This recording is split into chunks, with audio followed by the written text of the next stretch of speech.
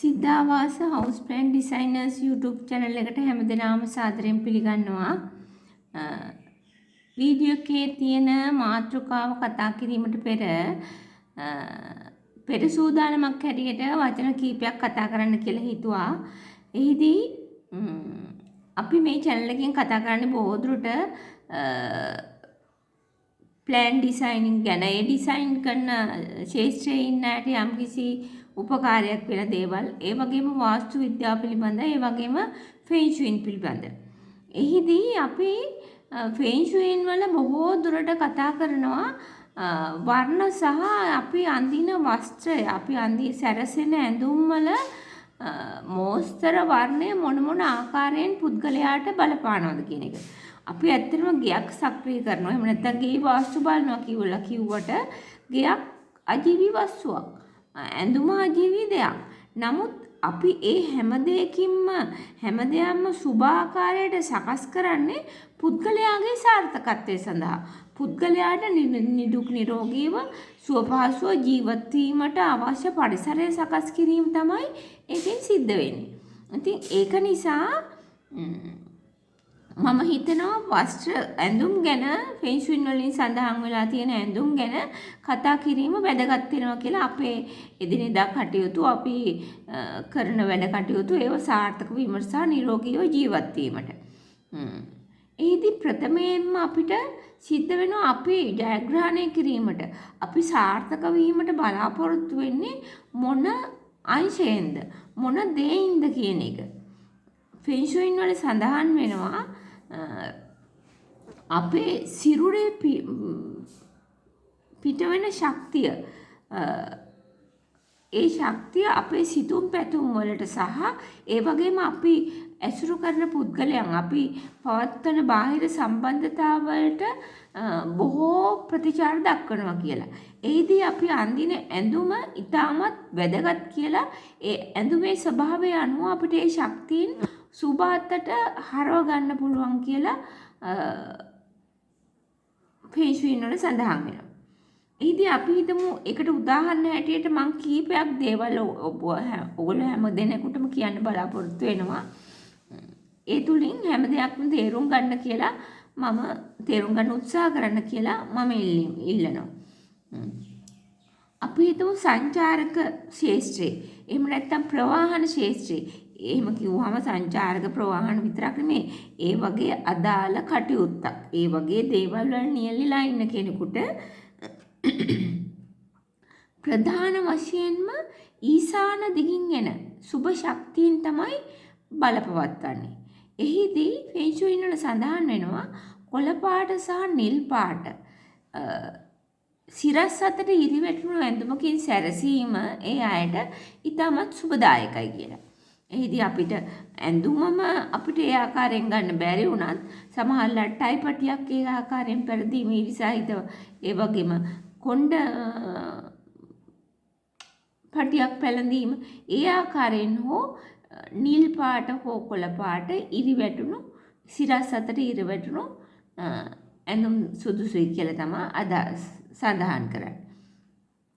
ඒ වගේම තමයි කෙනෙක් පිරිසක් අතරට යාමට ඒ කියන්නේ මොකක් හරි සාකච්ඡාවකට එහෙම නැත්නම් වැදගත් දෙයක් ප්‍රබල දෙයක් අවධානයක් ලැබීමට ඒ වගේ අවස්ථාවකට ගාක් වෙලාවට බලපාන්නේ දකුණු දිශින් එන ශක්තිය. චී ශක්තිය. දකුණු දිශින් එන චී ශක්තිය තමයි තමන්ගේ ශරීරයට ගොඩක් වෙලාවට ඒ චී ශක්තිය තමයි අපි සුබදායක බවට පත් කරගන්න ඕනේ. එහිදී සඳහන් වෙනවා දම් පැහැති සිල්ක් ඇඳුමකින් සැරසුනහම ඒක ඉතාමත් සුබදායකයි කියලා. ඒ කියන්නේ අපි මොකක් හරි සාකච්ඡාවක් අපේ අවධානය දිනා ගැනීමට ඒ වගේ අවස්ථාවකට තමයි ඒ දම් පැහැති වස්ත්‍රයක් සුදුසු වෙන්නේ. ඒ වගේම තමයි හැම කෙනෙක්ම දන්න කරුණක් තමයි අපි සම්මුඛ පරීක්ෂණයකට වගේ යාමේදී සුදුසුයි කියලා ෆෙන් ෂුයින් වලින් සඳහන් වෙනවා වගේම හැම කෙනෙක්ම දන්න කරුණක් තමයි සුදු පැහැති වස්ත්‍රයකින් සැරසීම.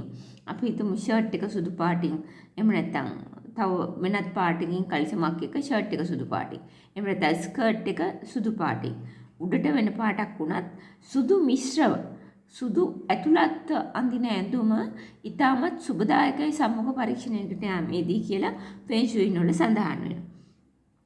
ඒ වගේම තමයි අපි හිතමු නිර්මාණශීලී දේවල්. නිර්මාණශීලී දේවල් කිව්වහම බොහෝ ශේෂ්ත්‍ර අඩංගු වෙනවා. ඒ වගේම දැන් මම කරන ශේෂ්ත්‍රය කියන්නේ ප්ලෑන් ඩිසයිනින්. ඒ වගේම කාපෙන්ටර්. දැන් බලන කාපෙන්ටර් වල මොන තරම් නිර්මාණශීලීව වෙලාවකට පුටුවක් වෙලාවකට මේසයක් වෙලාවකට ඇඳක් ඒ ආකාරයෙන් එකම ෆර්නිචර් එක විවිධ ආකාරයට සකස් කරලා තියෙනවා දැන් ලී වලින්. ඒ විදිහට සකස් කරන්න පුළුවන් ෆර්නිචර්ස්. ඒ වගේ නිර්මාණශීලී දේවල්. කුකින් අපි ගත්තත් ඒකත් නිර්මාණශීලී දෙයක්. මොන වගේ විදිහට මේක රස ගන්නවන්න ඕනේද? මේක මොන වගේ දෙයක් කරන්න ඕනේද? ඒ වගේම මේක මේසෙට යවන්න කොච්චර ලස්සන විදිහට යවන්න ඕනේද? හැම දෙයකම තමන්ම දන්නේ නැතුව ඇති තමන් කරන්නේ නිර්මාණශීලී දෙයක් කියලා. නිර්මාණශීලී කිව්වම ඒකට බොහෝ ශේෂ්ඨ අඩංගු වෙනවා. එහිදී අපිට බොහෝ වෙලාවට ඊසාන දිගින් එන ශක්තිය තමයි බලපවත්වන්නේ. එහිදීත් සඳහන් කරනවා කොළ පහට සහ නිල් පාට ඉතාමත් යෝග්‍යයි කියලා ඒ අයට නිතර ඇඳීමට සහ සැලසීමට. එහිදී ඉරිවැටුණු සිරස් අතට ඉරිවැටුණු ඒවා අඳින්න පුළුවන් නම් වඩා තවත් හොඳයි කියලා තමයි ෆෙන් ශුයි වල සඳහන් වෙන්නේ. අපි හිතමු අපිට මානසික හැපි මොන ශේෂ්ත්‍රයක හිටියත් අපි හැම කෙනෙකුටම යම් අවස්ථාවල මානසික අසහනය මානසික පීඩනය ඇති වෙනවා. ඒ වගේ අවස්ථාවල් වලට ෆෙන් ශුයි වලින් සඳහන් වෙනවා ක්‍රීම් පැහැය. ක්‍රීම් පැහැය ඉතාමත් සුබදායක වෙනවා කියලා. ඒ වගේම තමයි අපි හිතමු අපිට ප්‍රබල පෞරුෂයක් පෙන්වන්න ඕන වෙලාවට අන්න ඒ අවස්ථාවට බටහිර දිශාවෙන් එන ශක්තියින් තමයි වඩාත් සුබදායක වෙන්නේ. බටහිර දිසින් එන ශක්තියින් වඩාත් සුබදායක වෙනකොට ඊට සුදුසු වර්ණය තමයි රතු පැහැය. රතු පැහැය සහ රතු ඩොට් තවත් වඩාත් සුදුසුයි කියනවා. රතු ඩොට් වැටුණු බිඳු සහිත ඒ වගේ ඇඳුම් වලින් සැරසෙන්න පුළුවන් නම් එය ඉතාමත් සුබදායකයි කියලා කියනවා. ඒ වගේම තමයි අපි හිතමු අපිට ප්‍රබල නායකත්වයක් පෙන්වන්න ඕන කියලා. අපි සැලසුම් කරන දේ, අපි කියන්නට යන දේ අන් අයට හොඳින් අවධානය අන් අයට හොඳින් ඒත්තු ගන්නන්න අවශ්‍යයි කියලා.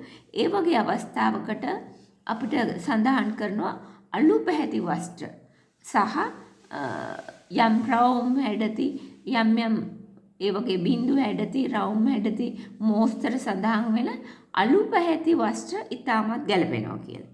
එහෙනම් මං හිතනවා මේකෙන් ඔයගලන්ට යම්සි ජීවිතේ තමන්ගේ ඒ අවස්ථාවලට විශේෂ හැම වෙලාවෙම බැරි වුණත් විශේෂ අවස්ථාවලට හෝ ඒ වගේ දේවල් වල යොමු කරගත්තාම ඒ හුඟක් තමන්ගේ සාර්ථකත්වයට සහ ඒ වැඩ කටයුතු වලට රුකුලක් වෙයි කියලා. එහෙමනම් ඇත්තටම මම මේ ෆෙන් ශුයින් සහ වාස්තු විද්‍යාව ඒව හැමදේම කතා කරනවා වගේම ප්ලෑන් අඳිනවා කියන එක හැම කෙනෙක්ම දැනට දන්නවා. අපිට කියලා ප්ලෑන් එකක් ඇඳ ගන්න ඕන නම් වාස්තු බලලා ඉතාමත් හොඳින් අපි UDK regulations වලට අනුව ප්ලෑන් සකස් කරලා දෙනවා. එහෙම අවශ්‍යතාවයක් තියෙන කෙනෙක් එහෙම සර්විස් එකක් ලබා ගන්න කැමති නම් ඩිස්ක්‍රිප්ෂන් බොක්ස් එකේ මගේ WhatsApp නම්බර් එක තියෙනවා. මෙසේජ් එකක් දාන්න මම රිප්ලයි කරනවා. එහෙමනම් තවත් වීඩියෝකින් නැවත හමු වෙන බලාපොරොත්තු වෙයි. හැම දිනාටම ජයෙන් ජය පතමින් සමු ගන්නවා.